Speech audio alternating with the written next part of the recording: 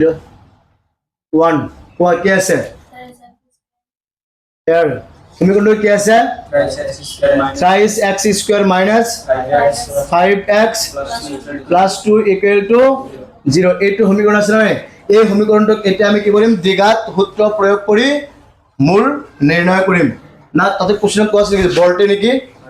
বলটে কোৱা আছে না ওকে তেনে বলটে কোৱাৰ লগে লগে তেনে আমি ভেদ নিৰূপকৰ মান আমি প্ৰথম ওলাই ল'ব লাগিব তো ভেদ নিৰূপক কোনটো আছিল therefore b² minus 4ac equal to b ঠাইত সসু আমাৰ কিমান আছে -5 আছে a to minus a to 5 এই গোটেইখিনি কি b এতে প্লাস হতো তো দিয়াৰ প্ৰয়োজন নহয় কিন্তু তে মাইনাস হলে কিন্তু এতে দিয়া হয় কিন্তু তোমালোকে সহগ শিকিছে নহয় যদি তোমাক কোৱা হয় x ৰ সহগ কিমান তুমি কি কয় আনসাৰত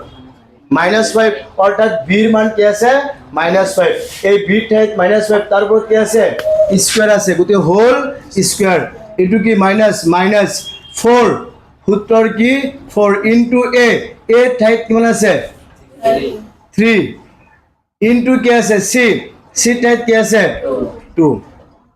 মাইনাসের উপর পাওয়ার কি যুগ্ম এই স্কয়ারটো কি যুগ্ম না যুগ্ম মাইনাসের উপর পাওয়ার যদি যুগ্ম হয় তেন্তে মাইনাস তো আপনা আপনি কি বোঝায় প্লাস বোঝায় তো আমি সন্মুখত প্লাস দেওয়ার দরকার নাই ঠিক আছে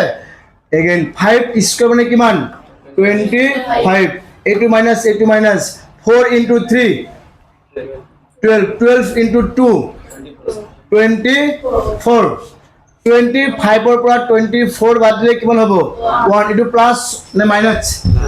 প্লাস 1 মানে এই গোটেইখিনিৰ মান 1 তাৰ মানে এই গোটেইখিনি যোগ কৰি কি ডাঙৰ না সৰু যেহেতু b² minus 4ac greater than কি হল 0 এই গোটেইখিনিৰ মান কি অনতকৈ ডাঙৰ that means this greater than 0 গতিকে সমীকৰণৰ মূল আছে নাই মূল কি বুলি কৈছো বাস্তৱ মূল আছে এতিয়া আমি সেই মূল কি কৰিম নিৰ্ণয় কৰিম therefore দ্বিঘাত সূত্ৰটো কি আছিল x equal to -b আছে সূত্ৰ লিখিলাম নেকি -b plus minus root over b² minus 4ac by twice a equal to সূত্ৰৰ মাইনাস এটো সূত্ৰৰ মাইনাস দেই b ৰ মান কিমান -5 সূত্ৰৰ plus minus root over b² minus 4ac এতিয়া আমি এতে b ৰ মান -4ac এইবিলাকৰ মান নবহাও কাৰণ এই গোটেইখিনি অন ডাইৰেক্ট আমি কি বহাই দিম অন অলপ হলে কি হ'ব সহায়ক হ'ব মাছবি বুজি নাপালা নেকি তো ওকে বাই তলত কি আছে 2 into a এর মান কিমান আছে 3 3 দুগুণে 6 মাইনাস মাইনাসে সন্মুখত প্লাস দিয়াৰ প্ৰয়োজন নাই তেনে কিমান হ'ব 5 প্লাস মাইনাস root over 1 মানে কি 1 হয় গুড root over 1 মানে 1 এতিয়া ইয়াতে x ৰ মূল এতে কেইটা আছে দুটা আছে না এটা আছে দুটা কি কি আছে therefore x equal to প্রথমটো কি দিবা